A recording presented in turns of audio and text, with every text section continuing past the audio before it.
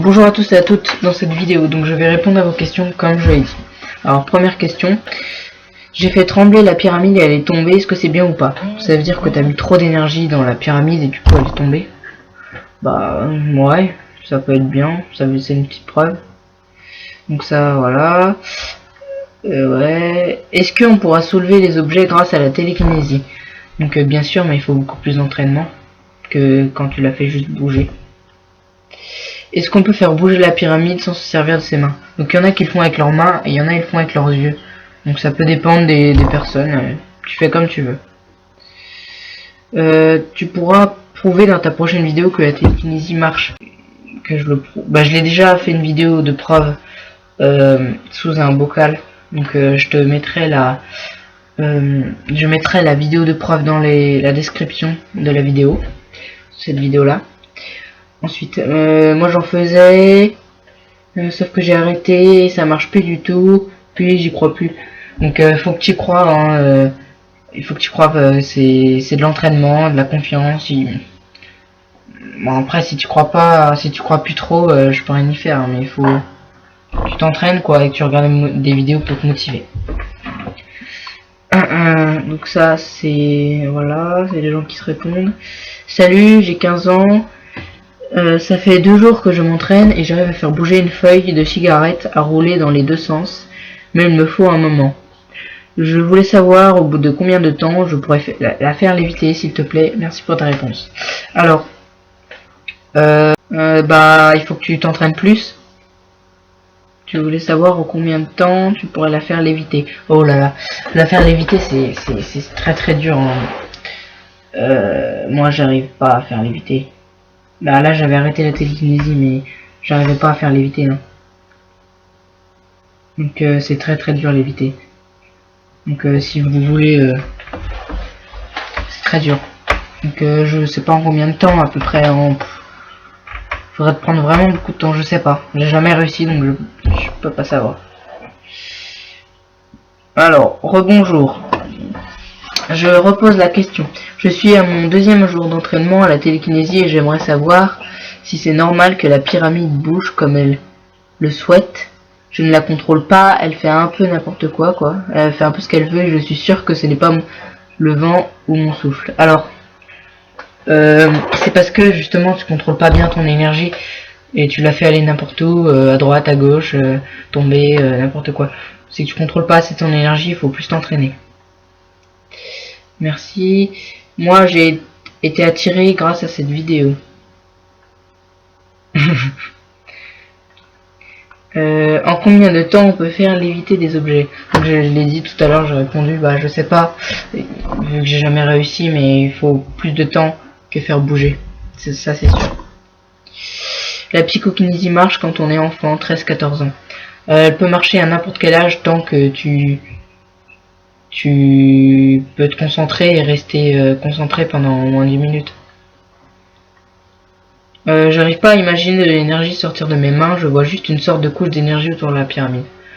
T'es pas obligé d'imaginer, tu peux juste te concentrer, mettre tes mains et attendre. Pas imaginer, mais le voir.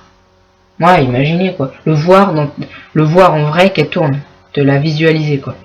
Si t'arrives pas à imaginer l'énergie sortir de tes mains, imagine-la pas, imagine juste qu'elle tourne. Ça marchera aussi. Alors, je suis gauchère et pourtant je ne parviens à en faire que de la main droite, c'est normal. Si t'es droitier ou gaucher, ça change rien à propos de la télékinésie. Salut, ça fait 2 jours que je m'entraîne à la télékinésie et je commence à réussir un peu à faire tourner ma pyramide. Pourrais-tu me donner des conseils? Merci beaucoup. Si ça fait 2 jours que tu t'entraînes et que tu commences à réussir, c'est bien. Parce que c'est au bout de 3 jours normalement. Mais ça dépend des personnes. Des conseils, bah entraîne-toi.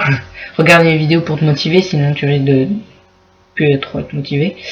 Et surtout, ne te laisse pas décourager par les autres qui pourraient t'induire en erreur, je sais pas. Donc voilà. Mais salut, moi j'arrive à faire tourner la pyramide et j'essaye de faire tourner une paille sur un support, tube de colle. Le support c'est la tube de colle, d'accord. Et je me demandais combien de temps environ il faudrait pour réussir à la faire tourner. La paille, ça retient l'énergie. Donc c'est plus dur que du papier ou de l'aluminium. Mais bah 5 jours, 4 jours. Ouais. Si t'es motivé et que t'y crois. Plus t'es motivé, plus t'y crois, plus c'est facile. Donc environ 3-4 jours. Pour la psychokinésie, on ferme les yeux. On ferme les yeux. Alors il y en a, ils font en fermant les yeux. Ça fonctionne, mais moi je trouve que c'est plus pratique d'ouvrir les yeux, donc comme tu veux.